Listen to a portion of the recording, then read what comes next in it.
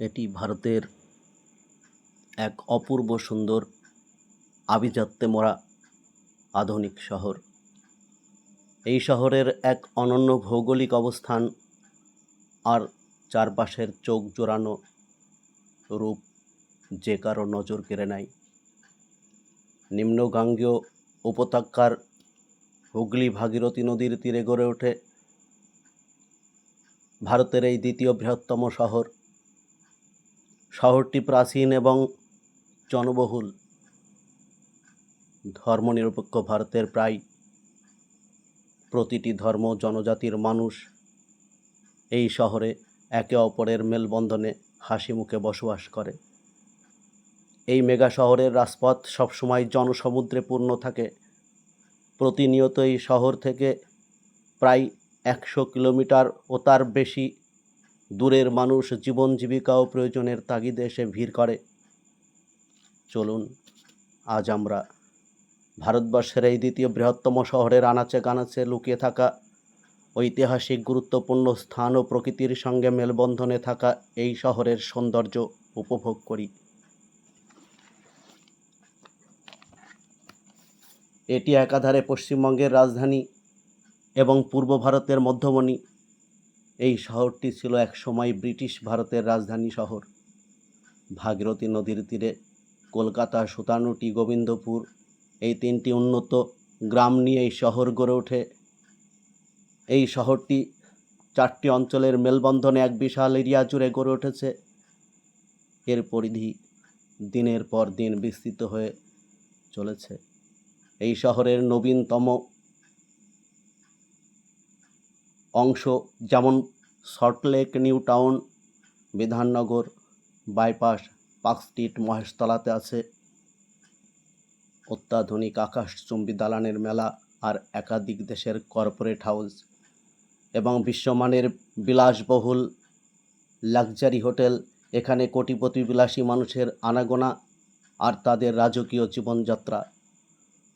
কলকাতা শহরের এই অংশে আমি আপনাদের পরবর্তী পর্বে নিয়ে যাব।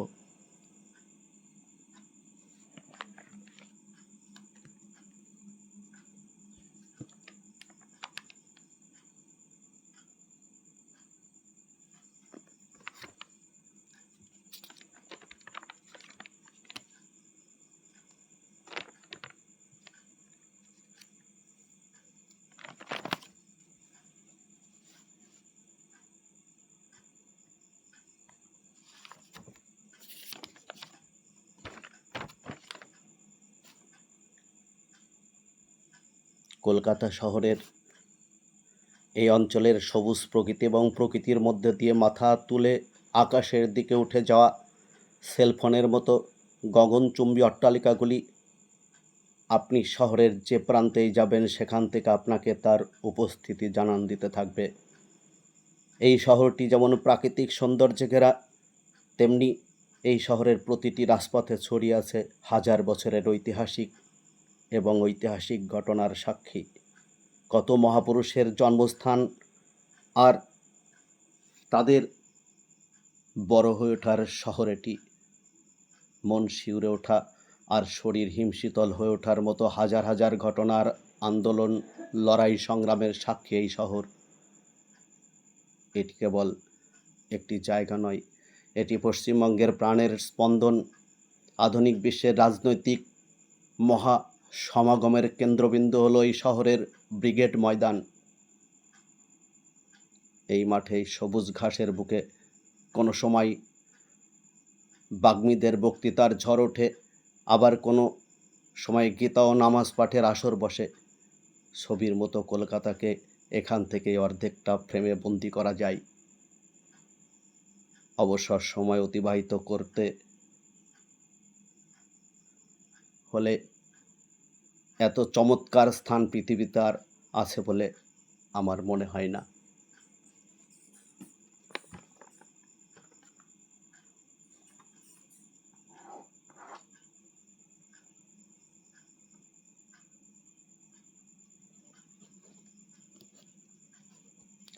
ষোলোশো খ্রিস্টাব্দে ইংরেজ বণিক জব চার্নকের অবদান এই শহরের গোড়াপত্তনের ইতিহাসে উল্লেখ করা হলেও কার্যত তার অনেক কাল আগে পৃথিবীর বিখ্যাত চীনা পরিব্রাজক হিউয়েন সাং তার ভ্রমণ বৃত্তান্ত এবং ইৎসিং তার ভ্রমণ বৃত্তান্ত দ্য নাইহাই চি কোয়াইনে ফাচুয়াং গ্রন্থে এই শহরের বিবরণ ম্যান্ডারিন ভাষায় উল্লেখ করে গেছেন। 673 খ্রিস্টাব্দে সিং তাম্রলিপ্ত থেকে যখন গৌড়ের কর্ণ সুবর্ণে যাওয়া শুরু করেন, তার সফর সঙ্গীদের সঙ্গে ভাগীরথীর তীরে এই প্রাকৃতিক সৌন্দর্যে ঘেরা জনপদে প্রায় 15 দিন তিনি ভ্রমণ করেছিলেন। এখানে তিনি অনেক বৌদ্ধ বিহারিকা দেখতে পান, অনেক বৌদ্ধ পণ্ডিতের সঙ্গে তার আলাপ হয়, তাদের গৃহে তিনি অতিথি রূপে আপ্যায়িত হয়ে ভালোবাসা লাভের সুযোগ পান। এই যে দেখতে পাচ্ছেন এই শহরের বিখ্যাত সিনেমা হল আইনক্স, এখানে একসঙ্গে 3টি ফিল্ম আপনি দেখতে পাবেন। এই আইনক্সের বিপরীতেই আছে ভারতবর্ষের মহান বিপ্লবী নেতাজি সুভাষচন্দ্রের বাসভবন নেতাজি ভবন। ইৎসিং এই শহরে আরও দেখেন ময়ূরপুচ্ছ মাথায় পরিহিত কৃষ্ণবর্ণের এক বিগ্রহের পূজারীদের তিলক ও কৌপিন ধারণ করে মৃদঙ্গ ও করতাল বাঁশি সহযোগে সুরেলা সঙ্গীত পরিবেশন করতে। যতই তিনি ভাগীরথীর ধরে উজানের দিকে অগ্রসর হতে থাকেন, ততই এই সম্প্রদায়ের আনাগোনা বেশি লক্ষ্য করতে থাকেন। এরা ছিলেন কৃষ্ণভক্ত বৈষ্ণব সম্প্রদায়। এছাড়া এখানে তিনি বাকশাল পরিহিত জটাজুটধারী এক যোগী মূর্তি পূজারী, সেই সঙ্গে মুন্ডমালা পরিহিত ভয়াল নারী মূর্তি পূজারীদের দেখেছিলেন। এদের সংখ্যায় এই জনপদে বেশি ছিল। এরা প্রকৃতপক্ষে শৈব সম্প্রদায়।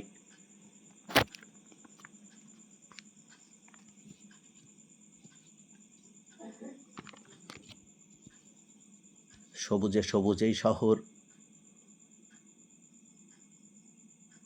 আপনাকে প্রাণ ভরে শ্বাস বায়ু নিতে সাহায্য করবে। এই যে নেতাজির বাড়ি নেতাজি ভবন দেখতেই পাচ্ছেন, এখান থেকেই নেতাজি ভারতবর্ষের স্বাধীনতার জন্য নজরবন্দি অবস্থা থেকে এক কাবুল আলা জহিরুদ্দিনের ছদ্মবেশ ধারণ করে তার ভাইপো শিশিরের মোটরসাইকেলের পেছনে চড়ে পুলিশের চোখে ধোঁকা দিয়ে গোমা স্টেশন হয়ে কাবুল পৌঁছান। সেখান থেকে রাশিয়া হয়ে তিনি চলে যান হিটলারের কাছে জার্মানিতে। ইতালিতে মুসোলিনির সঙ্গে সাক্ষাৎ করেন। তাদের সহায়তায় তিনি পৌঁছে যান জাপানে, এবং জাপান থেকে তিনি সহায়তা লাভ করে সিঙ্গাপুরে পৌঁছে যান। এই সেই নেতাজি ভবন, যেখান থেকে ভারতের মুক্তির পথ দেখেছিলেন, আজাদ হিন্দ ফৌজ গঠন করেছিলেন নেতাজি সুভাষচন্দ্র বসু। নতুন করে তাকে ঢেলে সাজিয়ে সেই নেতাজি ফৌজের নেতৃত্ব দিয়ে তিনি দিল্লির পথে অগ্রসর হয়েছিলেন। এই মহান বিপ্লবীর বাসভবন, এখানে আছে একাধিক ভারতবর্ষের কৃতি সন্তানদের জন্মভিটা। এই অঞ্চলটি Elgin road, Rabindra Sadan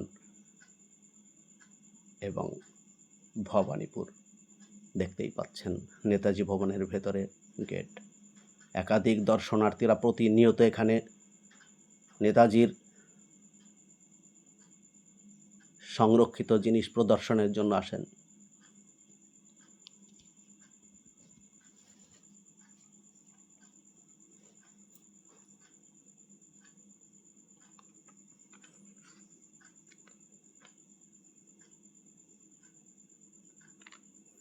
INOX এই শহরের প্রাণকেন্দ্র।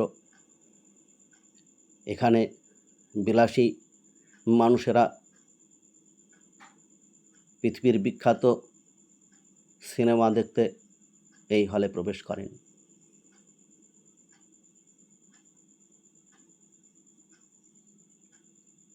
এখানে একটি মজার ব্যাপার হলো একই সঙ্গে আপনি 3টে সিনেমা দেখতে পাবেন এবং তার সঙ্গে টিফিনের ব্যবস্থা হল মালিকই আপনার সেই টিকিট কাটার মূল্যে করে দেয়।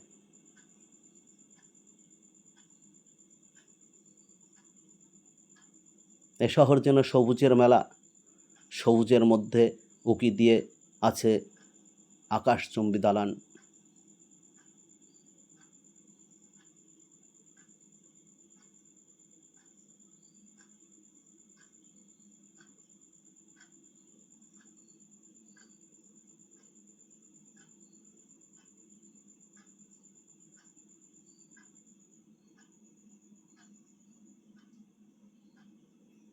এই শহরে অতি সাধারণ মানুষ থেকে কোটিপতি মানুষের বসবাস।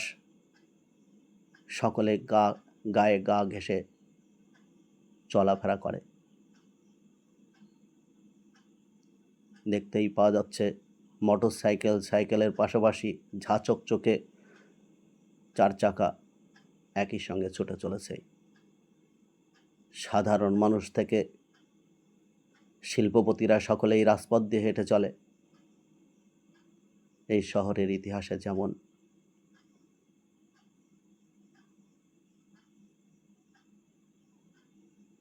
অনেকের মধ্যে ঐক্যের মিল সুর আছে, তেমনি এই শহর যখন উত্তেজিত হয় তখন পৃথিবীর সমস্ত শহরকে ছাড়িয়ে যায়।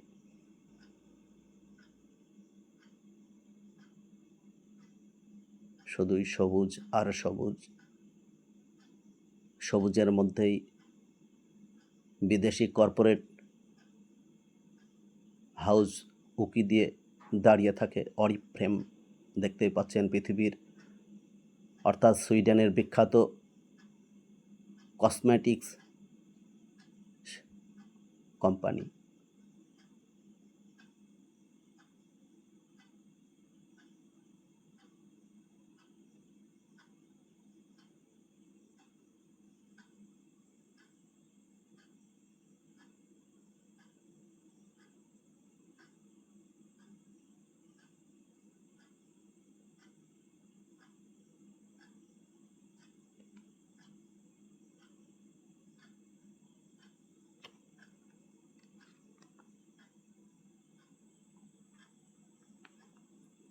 এই শহরের বুকে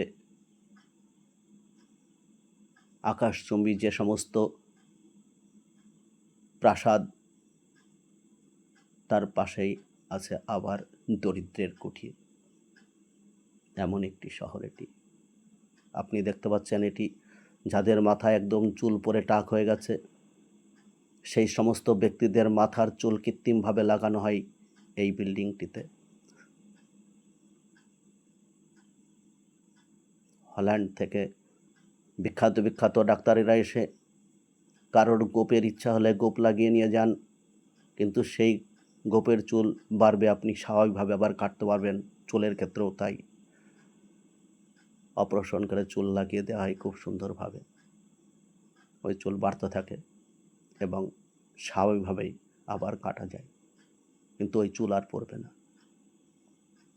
এমন ব্যবস্থা শহরে আছে। এই শহরে অর্থ দিলে আপনি বাঘের দুধ পর্যন্ত মেলাতে পারবেন, এমন ইতিহাস এই শহরের ইতিহাসে লিপিবদ্ধ আছে। কি নেই এই বৃহত্তর কলকাতা শহরে? তবে এই শহরে আপনাকে চলাফেরা করার সময় চোখ কান চারিদিকে খুলে তবেই চলাফেরা করতে হবে, নইলে জোচ্চোর চিটিংবাজদের অভাব নেই শহরে। আপনি একটু আনখেয়াল হয়েছেন তো আপনার বিপদ। চলুন আজ আমরা মেট্রো ধরে আপনাদের নিয়ে যাই কলকাতার প্রাণকেন্দ্র ময়দানে। ভারতবর্ষের এই শহরে প্রথম মেট্রো রেল স্থাপিত হয় 1984 সালে। তাই মেট্রো রেল পথকে বলা হয় কলকাতার জীবনরেখা। ঝাঁচকচকে কলকাতার এই মেট্রো রেল পথ হাজার মানুষকে তাদের গন্তব্যস্থলে নিমেষের যানজট এড়িয়ে পৌঁছে দেওয়ার অন্যতম যোগাযোগ মাধ্যম।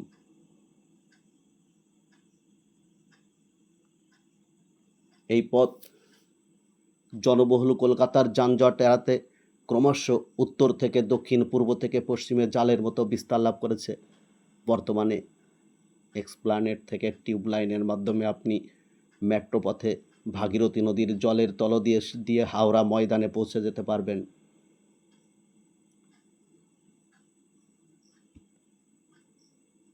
ঝাঁ চকচকে কলকাতার এই আধুনিক যোগাযোগ ব্যবস্থা মেট্রো স্টেশন দেখতেই পাচ্ছেন। হাজারো হাজারো যাত্রীদের আনাগোনাই পথে, যারা খুব দ্রুত তাদের কর্মস্থলে পৌঁছাতে চান তাদের জন্য এই মেট্রো পথ অত্যন্ত সুবিধাজনক।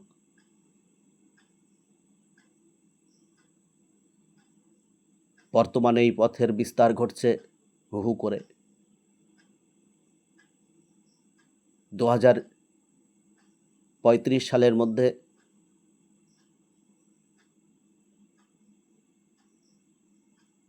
কলকাতার শিয়ালদা স্টেশন থেকে প্রায় 100 কিলোমিটার রাউন্ড এরিয়া পর্যন্ত এই পথ বিস্তার লাভ করবে।